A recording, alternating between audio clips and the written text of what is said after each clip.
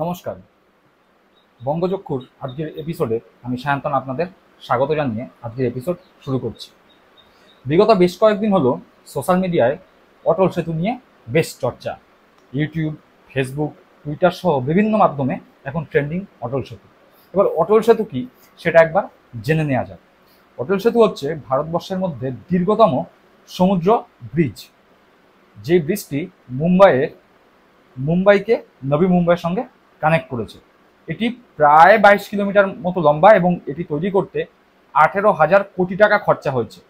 2018 সালের এপ্রিল মাসে এটি ভিত্তি যে ভিত্তিপ্রস্তর সেটি স্থাপিত হয় এবং এটি শেষ হয় 2023 ডিসেম্বর এবং এর উদ্বোধন করেন প্রধানমন্ত্রী নরেন্দ্র মোদী ভোটের ঠিক 3-4 মাস আগে 2024-12 জানুয়ারি। অটল সেতু কেন নামকরণ করা হয়েছে? ভারতবর্ষের প্রাক্তন প্রধানমন্ত্রী অটল বিহারী বাজপেয়ীর স্মৃতিতে এই সেতুর নাম অটল সেতু করা হয়েছে। এবার ভোটের ঠিক 4 মাস আগে নরেন্দ্র মোদী এই সেতুর উদ্বোধন করলেন, ঘটা করে উদ্বোধন করলেন। এটা নিয়ে প্রচুর মার্কেটিং হলো ভোটের আগে যে এরকম বিরাট বড় সেতু ভারতবর্ষেই প্রথম, এর আগে কখনো কোনো সরকার এত বড় সেতু নির্মাণ করতে পারেনি। প্রধানমন্ত্রী অটল বিহারী বাজপেয়ীর নামে যেই সেতু উদ্বোধন হয়েছে সেটি নরেন্দ্র মোদী উদ্বোধন করলেন, করে প্রাক্তন প্রধানমন্ত্রীকে সম্মান জানালেন। শুধু তাই নয়, মুম্বাইয়ের যে যানজট যেটি রয়েছে তার সমস্যার নাকি একদম সমূলে সমাধান হয়ে যাবে এই অটল সেতুর মাধ্যমে, এটি তারা দাবি করলেন। স্বাভাবিকভাবে বোঝা যাচ্ছে মহারাষ্ট্রে যে বিজেপির ভোট বা এনডিএ জোটের যে ভোট তাতে এটি প্রভাব ফেলার জন্য এটি উদ্বোধন। কিন্তু দেখা যাচ্ছে যে গত দুদিন ধরে মহারাষ্ট্র কংগ্রেসের যে সভাপতি তিনি একটি তার সোশ্যাল সাইটে ছবি পোস্ট করেছেন এবং একটি ভিডিও পোস্ট করেছেন। দলবল নিয়ে তিনি গেছেন এবং দেখাচ্ছেন সেই সেতুর মধ্যে বেশ বড় পরিমাণে বিশাল পরিমাণে ক্র্যাক রয়েছে।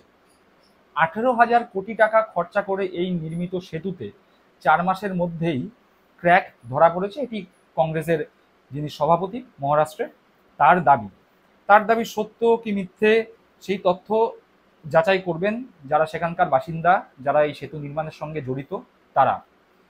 কিন্তু যদি এই দাবি সত্য হয়, যদি এই যেই ক্র্যাক, যেই ছবি বা যেই ভিডিও সোশ্যাল মিডিয়ায় দেখা যাচ্ছে, 18,000 কোটি টাকা খরচা করে 21 কিলোমিটার দীর্ঘ সেতু যে তৈরি হয়েছে তাতে যদি এর মধ্যেই ক্র্যাক আসে, সামনে বর্ষাকাল, আমরা প্রত্যেকেই জানি মহারাষ্ট্র তথা মুম্বাইয়ে প্রচণ্ড বৃষ্টি হয় এবং অতিবৃষ্টির ফলে কখনো কখনো বন্যা পরিস্থিতিও সৃষ্টি হয়।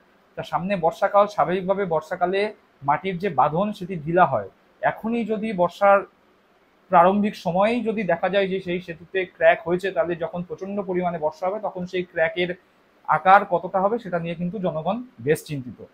আরও বেশি চিন্তিত যে 18,000 কোটি টাকা তো কারুর পৈতৃক সম্পত্তি নয়, এটি আমার আপনার মতো যারা ট্যাক্স দিই সরকারকে সেই তাদের টাকায় তৈরি এই সেতু। তাহলে এক্ষেত্রে টাকা নয় ছয় কি হচ্ছে না? একবার ভেবে দেখুন, এই মুম্বাইতে বর্তমানে যে সরকার সেটি এনডিএ জোটের সরকার। যদি এটি মুম্বাই না হয়ে পশ্চিমবঙ্গ হতো বা অন্য কোনো রাজ্য হতো যেখানে বিজেপি সরকারের গভর্নমেন্ট চলছে না বা এনডিএ জোটের সরকার চলছে না, তাহলে কি হতো? এখনই পরিমরি করে সমস্ত সংবাদ মাধ্যম লেগে পড়তেন সেই রাজ্যের মুখ্যমন্ত্রী বা যারা এর দায়িত্বে আছে তাদের বিরুদ্ধে। ইডি হতো, সিবিআই হতো, সমস্ত ধরনের তদন্ত হতো, চেপে ধরার চেষ্টা করা হতো। কিন্তু এই যে ক্র্যাক ধরা পড়েছে সেটি সত্য বা মিথ্যা সেই বিতর্কে না গিয়েই বলছি, এই যে ক্র্যাক ধরা পড়েছে সেই ক্র্যাক এত তাড়াতাড়ি কিভাবে ব্রিজে ধরা পড়ে? ধরে নিলাম তর্কের খাতিরে ক্র্যাকটি ব্রিজে ধরা পড়েনি, সেই ব্রিজ থেকে ওঠার যে রাস্তা সেই রাস্তায় ধরা পড়েছে। সেই রাস্তাটিও তো এই 21 কিলোমিটারের মধ্যেই পড়ছে, এই ব্রিজের অংশ হিসাবেই তাকে ধরা হয়। তাহলে এত তাড়াতাড়ি ক্র্যাক সেখানে কিভাবে হয়? যদি আপনারা ভিডিওটি দেখেন বা এই ভিডিওর সঙ্গে সেই ক্র্যাকের কিছু ছবি দেখা যাচ্ছে, ভালো করে দেখেন, বেশ ভালো কিন্তু ফাটল ধরা পড়েছে। এত তাড়াতাড়ি 18,000 কোটি টাকা খরচা করে যে সেতু নির্মাণ করা হলো, যার উদ্বোধন করা হলো ভোটকে সামনে রেখে, তাতে যে ক্র্যাক ধরা পড়েছে সেই ক্র্যাকের দায় কে নেবেন? যারা এই সেতু তৈরি করেছেন তারা, নাকি যারা এই সেতু তৈরি করার পরে মার্কেটিং করে নিজেদের রাজনৈতিক ফায়দা তোলার উদ্দেশ্যে জনগণের জন্য এই সেতু খুলে দিলেন তারা? সেই প্রশ্ন আপনাদের কাছে রইল। আমরা আশা করব যদি এই ক্র্যাক সত্যিকারের থেকে থাকে তাহলে সেটি দ্রুত মেরামত হোক, তার কারণ আমরা চাই না একজন ভারতবাসীরও দুর্ঘটনায় প্রাণ যাক। ভালো থাকুন, সুস্থ থাকুন, বন্দে মাতরম।